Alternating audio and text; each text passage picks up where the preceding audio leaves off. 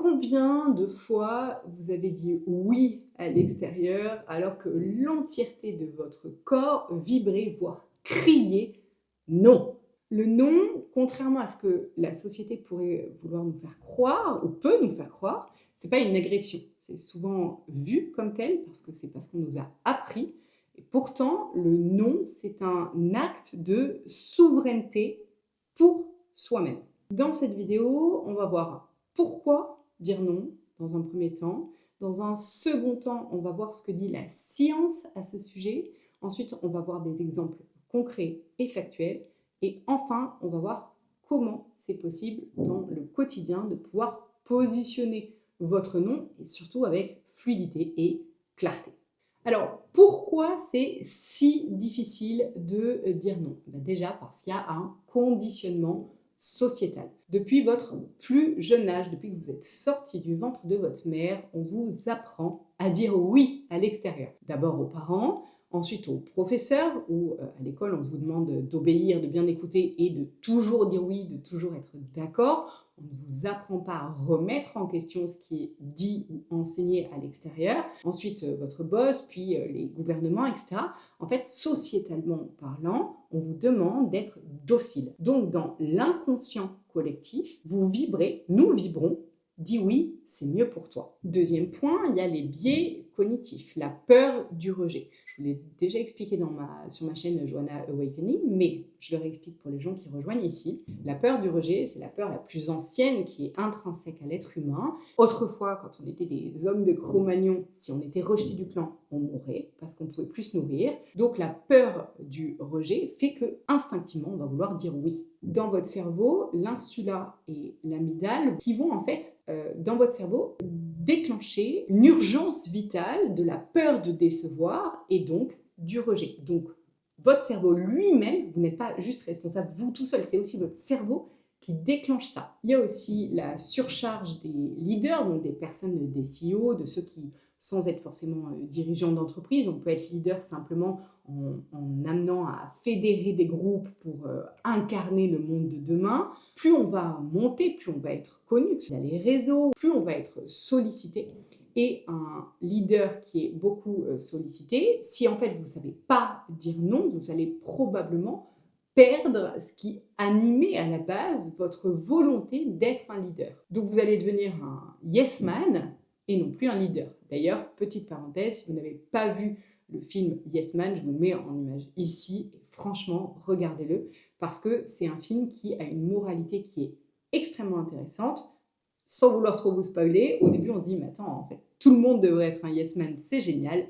Et après, on apprend que c'est pas forcément toujours ce que l'on croit. Exemple concret, un PDG, un CEO qui dirige donc une entreprise, s'il dit oui à toutes les demandes de réunion des dirigeants de chaque pôle de son entreprise, il va se perdre lui. Il va dire oui à l'extérieur pour peut-être croire son syndrome sauveur, va avoir cette impression qu'en disant oui à l'extérieur, il va mieux aider sa société à fonctionner. Et pour autant, il va perdre sa propre vision. Pourquoi j'ai créé mon entreprise, quel était son but de base, etc. Donc en disant oui, il se dit non à lui-même et il se perd. Pour ma part, j'ai dû dire non à une collaboration avec ma maison d'édition. Pour ceux qui me suivent sur la newsletter, je vous mettrai d'ailleurs en barre d'infos le lien pour vous inscrire si ça vous intéresse. J'ai été avec une maison d'édition pour pouvoir imprimer mon livre qui était censé sortir là en septembre 2025. J'ai un peu de retard sur la correction et je n'étais pas en adéquation avec la maison d'édition sur la qualité d'impression du livre parce qu'il était question de le sortir et en librairie et sur Amazon. Ils m'ont dit que sur Amazon, on ne pouvait pas choisir la qualité d'impression, sauf qu'en fait, on peut très bien imprimer le livre puis ensuite l'envoyer à Amazon pour que la qualité soit bonne. Pour ma part, mon éthique et mes valeurs visaient à produire une qualité qui soit exceptionnelle pour ma communauté parce que j'ai l'intention de faire entre 3 à 5 tomes et que je voulais vraiment des objets hyper qualitatifs, décoratifs, qui puissent rester dans une bibliothèque, etc. Donc je voulais pas du papier très fin et qui soit pas quali, en fait, tout simplement. Je n'étais pas d'accord avec eux. J'ai été remise à ma place, où on m'a dit que je devais rester à ma place d'écrivaine qui n'y connaissait rien. J'ai pas été très en adéquation avec ni cette façon de me parler, ni la façon de bafouer mon éthique et ses valeurs. Donc je me suis positionnée dans un non. J'ai décidé d'arrêter de travailler avec cette maison d'édition pour pouvoir m'honorer moi. Voilà encore un autre exemple de comment on peut s'honorer. Et pourtant, je vous partage ce qui s'est passé avec mon insula et mon amygdale dans ma tête au moment où j'ai écrit ce mail en leur disant « Écoutez, je ne vais plus travailler avec vous, parce que ça ne s'est pas passé de façon aussi simple que ce que je vous raconte. » Ils m'ont dit « Ah non, vous nous devez le manuscrit. Et si vous ne nous le donnez pas, on porte plainte contre vous. » C'est allé jusque-là. Et j'ai quand même pas lâché l'affaire en disant que pour moi, c'était hors de question, que ça ne respectait pas mes valeurs, etc. Et donc, en fait, ma tête m'a dit, mais vas-y, donne-leur le manuscrit, en fait, parce que c'est beaucoup plus simple que tout ce que ton nom va engendrer derrière. Et pour autant, si j'écoutais mon corps, je sentais qu'à l'intérieur, si j'écoutais pas ce non, je ne veux plus travailler avec eux, ça n'est pas juste pour moi, j'avais vraiment la barre ici, le nœud au niveau du plexus, et tout mon corps, comme je vous l'ai dit en début de vidéo, criait non. Donc je ne pouvais pas dire oui alors que ça vibrait non. Du coup, pour ceux qui se posent la question de quand est-ce que je vais finir et comment je vais faire, j'en suis à page 230 de correction sur 580. A priori, je devrais avoir fini avant la fin de l'année et je vais le sortir en auto-édition et ensuite je vais prendre des... j'ai perdu le nom.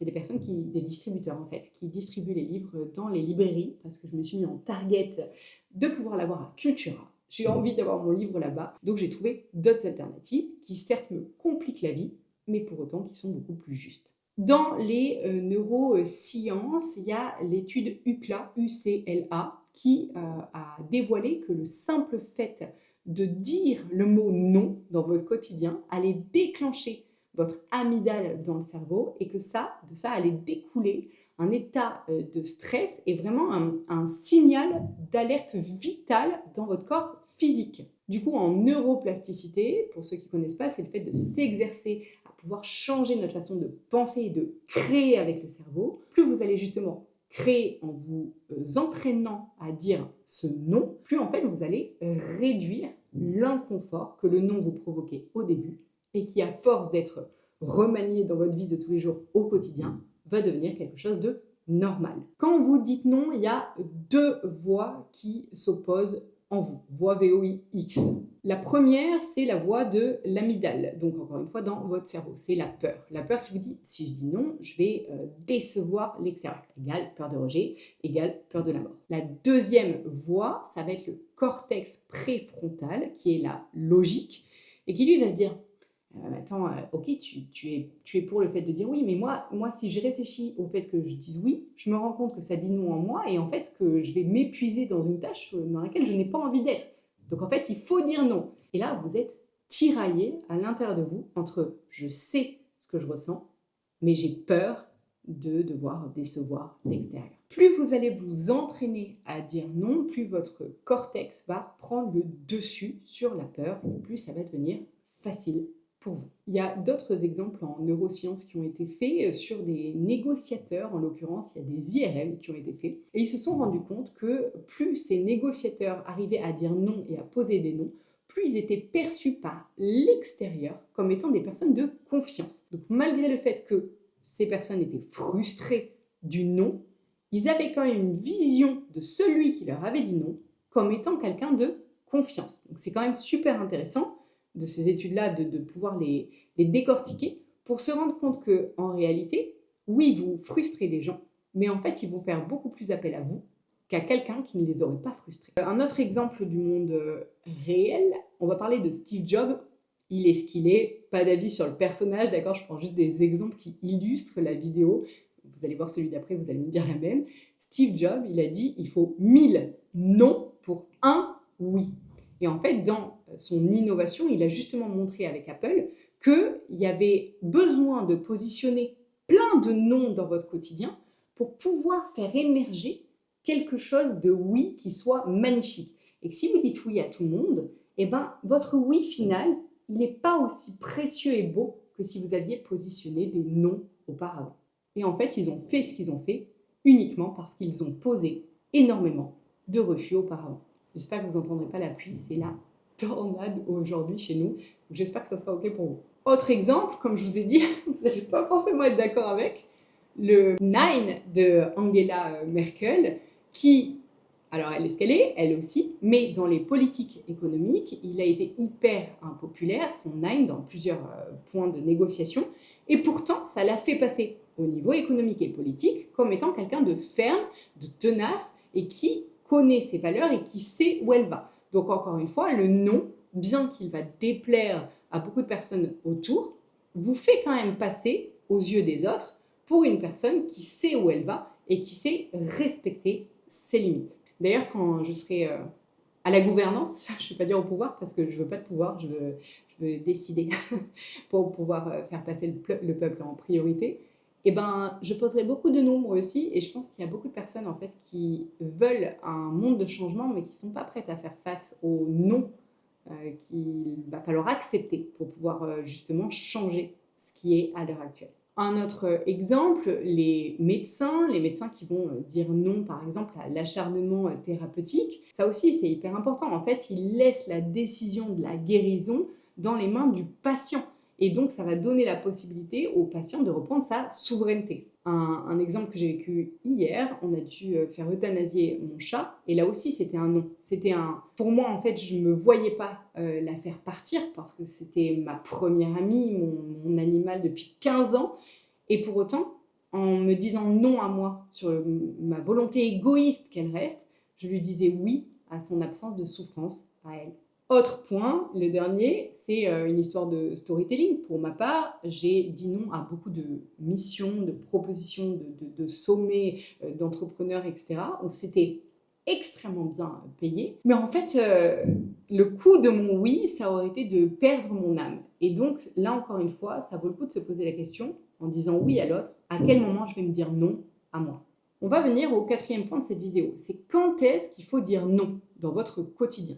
On va passer ça par 3 filtres principaux. 3 questions qui sont hyper simples. Vous pouvez vous les noter sur votre frigo ou sur votre miroir de la salle de bain ou dans votre agenda. L'idée, c'est de pouvoir passer par ces 3 passoires à chaque fois que vous vous posez une question, de vous dire est-ce que je dois dire oui ou est-ce que je dois dire non. La première, c'est est-ce que c'est aligné avec mes valeurs.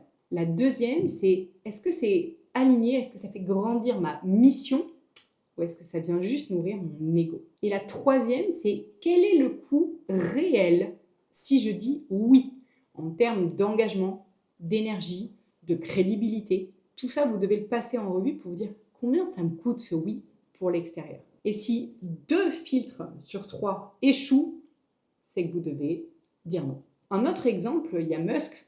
Encore une fois, il est ce qu'il est. On ne parle pas du personnage ici, mais de ses actions. Il a dit non pour pas mal de ses projets sur des features. Des features, c'est les apparences de ces objets. Il dit non aux features cool parce que lui, il s'en fout de ça. Ce qui l'intéresse, c'est le cœur du projet. Et donc ça, c'est souvent mal vu à l'extérieur. Et pourtant, il renie ce qui pourrait être cool pour les autres pour pouvoir être en adéquation avec lui-même. Un autre exemple, souvent j'ai dû dire non à des invitations sociales pour pouvoir m'honorer moi-même. Souvent on dit oui parce que notre tête va nous dire mais oui, mais si tu dis oui, tu vas être plus connu, surtout à l'époque des réseaux, etc., où on se dit en fait on a besoin du réseautage sociétal pour pouvoir réussir. Donc là, c'est peur, amygdale, insula dans notre tête qui nous dit vas-y, il ne faut pas que tu sois dans le rejet, donc dis oui. Et pourtant, à l'intérieur de nous, on sent qu'en fait, on n'a pas forcément envie d'être en lien avec ces relations sociales. Donc c'est important de faire le distinguo entre peur ou amour et donc justesse à l'intérieur de vous. Le dernier point, ou l'avant-dernier, c'est comment dire non sans culpabiliser. Le premier point, ça va être de se rappeler que c'est légitime de dire non, que c'est un droit naturel à l'intérieur de vous, et que quand vous ne dites pas non à l'extérieur, vous devenez esclave de la personne à qui vous avez dit oui. Et il y a une phrase que j'aime bien que m'a dit une amie, Nadia, il y a quelques années. Elle me dit quand tu dis oui à l'extérieur alors qu'en fait tu vibres non à l'intérieur, tu vibres pastèque. La pastèque, elle est verte à l'extérieur, elle est rouge dedans. Et donc vibrer pastèque, c'est le risque de finir en compote. Le deuxième point, ça va être la clarté. Vous n'avez pas besoin de 1000 excuses ou de 1000 justifications pour pouvoir poser un non. Pour autant, il est important de faire le distinguo entre la justification et l'explication. Souvent, il est intéressant de pouvoir expliquer à l'autre pour qu'il puisse nous comprendre de pourquoi on dit non, et pour autant, ne pas se justifier. Et c'est important de se rappeler qu'il y a beaucoup de gens qui vont dire peut-être, alors qu'en fait, ils vibrent non. Exemple du « on se boit un verre ». Je suis sûre que vous l'avez déjà fait à quelqu'un. Ça, c'est le genre de phrase qui, moi, mérite le poil parce que j'entends derrière ce « on se boit un verre », j'entends bienséance sociétale. Sauf qu'en fait, la personne n'a probablement pas envie. Du coup, en général, je dis « ouais, non, t'inquiète, pas besoin ». Parce que c'est ça la vérité. C'est l'honnêteté de dire « en fait, j'ai pas envie de faire semblant à te dire peut-être qu'on boira un verre alors qu'en vérité, il n'y en aura sûrement pas ». Le troisième point, ça va être la responsabilité, de proposer une alternative à la personne à qui vous êtes en train de dire non. Si par exemple, je ne peux pas aider une personne pour X ou Y raison, je peux lui dire « ok, mais je connais quelqu'un qui va pouvoir t'aider » et donc, d'une, vous posez votre nom, mais en plus, vous prenez la responsabilité de ne pas laisser l'autre ni sans explication, ni dans le néant. Donc, vous êtes accompagnant dans ce non. D'ailleurs, c'est marrant, souvent, quand vous commencez à positionner un non dans votre quotidien, la vie va venir vous tester pour voir si vous êtes sûr de votre non. Et pour ma part, j'ai arrêté les soins en février 2024. Et là, on est en août 2025. Et j'ai eu 4 demandes en les 10 derniers jours de personnes qui m'ont dit « tu veux pas me faire un soin, s'il te plaît, je sais que t'en fais plus, etc. » Et je l'ai trop pris comme la vie qui venait me dire « alors, est-ce que tu es toujours sûr d'avoir positionné ton nom de façon bien claire, légitime et claire pour toi, ou est-ce que tu es encore dans le doute ?» Et du coup, j'ai dû poser mon nom et la vie a compris que du coup, je pouvais passer à la step suivante. Il y a aussi un autre point important, c'est que plus votre réponse va être claire dans ce que vous allez donner à l'autre, dans votre non, plus en fait, ça va faire baisser le cortisol de la personne en face. Parce qu'en fait, si vous la laissez dans le flou, c'est là où elle va avoir une montée de cortisol, alors que si vous lui dites non parce que, pas dans la justification, mais dans l'explication, alors vous baissez le cortisol et vous repassez pour quelqu'un, justement, de cohérent et de quelqu'un en qui on peut avoir confiance. Je reviens d'ailleurs succinctement sur ce fait de se justifier ou expliquer. Souvent, on m'a envoyé balader quand je cherchais à comprendre quelque chose. Je pense que ça vient du fait que la société est tellement habituée à être soumise aux parents, aux professeurs, au gouvernement, que du coup, en fait, dès qu'on va demander à comprendre, la majorité des personnes vont se sentir dans une relation de dominant-dominé. Justifie-toi. Alors qu'en fait, il n'y a pas justifie-toi, il y a peux-tu m'expliquer parce que je ne comprends pas. Et c'est important de pouvoir le saisir de cette façon-là. Maintenant, je vais vous donner des exemples concrets de formulation pour votre quotidien, pour que ça soit plus simple pour vous. Vous me direz d'ailleurs dans les commentaires si ça a fonctionné, si ça vous a permis de mieux verbaliser et de mieux être compris par l'extérieur. Premier point, vous pouvez dire, alors ça va peut-être vous paraître, oh, on ne peut pas vraiment dire ça comme ça. Oui. Vous pouvez dire à la personne, c'est très gentil pour ton invitation par exemple, mais pour l'instant, j'ai certaines priorités que je dois honorer et du coup, je ne peux pas me soumettre à celle-ci, par exemple. Vous pouvez aussi dire, non merci, je choisis de consacrer mon énergie actuellement à X. Ça peut être une personne, un projet, une situation, et donc vous refusez implicitement de consacrer votre énergie à Y. Vous pouvez dire, celle-ci elle est un peu plus touchy et difficile pour ceux qui ne sont pas habitués, vous pouvez dire, non merci, car je veux respecter mes limites. D'ailleurs, je vous en parle dans une prochaine vidéo, j'ai écrit mes scripts aujourd'hui, et dans une prochaine vidéo, je vous explique, je vous donne un exemple d'une des situations avec une cliente avec qui j'ai eu de la difficulté à poser mes limites, et je lui ai dit exactement ce que je viens de vous dire, c'est-à-dire non merci, parce que ça va dépasser mes limites, et mes limites sont ici. Quels sont les bénéfices du non? Parce qu'il y a aussi ça, votre cerveau, il a besoin de comprendre en quoi c'est bénéfique pour lui de dire non plutôt que oui. Premier point, vous allez gagner du temps mental. Vous allez, au lieu de vous éparpiller partout, vous allez pouvoir rester hyper focus sur ce qui est important pour vous. Deuxième point, vous allez gagner en crédibilité. Moins vous allez donner de oui à tout va, plus votre oui va valoir de l'or. Et donc, en fait, les gens vont vous faire beaucoup plus confiance sur votre oui parce que vous aurez positionné votre non. Vous allez inspirer du respect aux gens à qui vous allez poser des noms avec bienveillance mais fermeté. Et en fait, les gens vont comprendre que vous êtes quelqu'un sur qui on peut compter parce que vous respectez vos limites. Vous allez protéger votre intégrité physiologique, moins de burn-out et moins de charge cognitive. Pour résumer, dire non, c'est pas une fermeture, loin de là, c'est plutôt un oui à vous-même. Le vrai leadership, c'est pas de plaire à tout le monde, c'est de tenir son axe. Du coup, pour terminer cette vidéo, vous me direz d'ailleurs en commentaire si vous avez réussi, essayez de repérer dans votre vie une action, une situation, une relation sur laquelle vous pourriez, dès aujourd'hui, poser un non, et ça vous donnera l'occasion de pouvoir passer à l'action dès maintenant. À bientôt. On ne change pas le monde en chuchotant. On le change en incarnant.